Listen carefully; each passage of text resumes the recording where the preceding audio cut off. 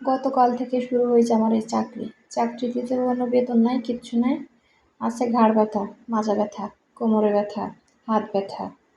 যে নেয় সে তো আর কিছু ঠিক পায় না, চুপ করে এসে বসে পড়ে থাকবে, কিন্তু যে দেয় সে তো বোঝে যে কেমন লাগে।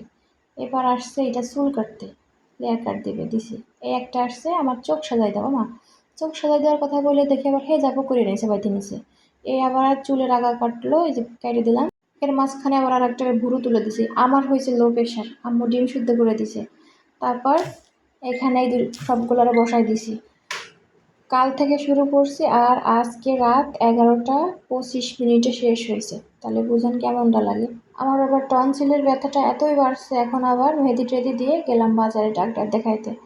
এই যে আমাদের মসজিদ সাজাইছে এত সুন্দর করে, এটা ঈদের 10-12 দিন আগের থেকে সাজাইছে। এটা তো মানে ভাড়া করা না, নিজস্ব কেনা, তার জন্য আগের থেকেই সাজাইতে পারে।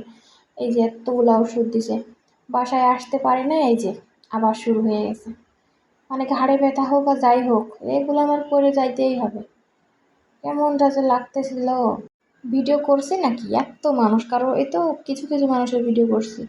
এদিকে আবার আম্মু চাচাতো বোনকে পায়ে দিয়ে দিচ্ছিল।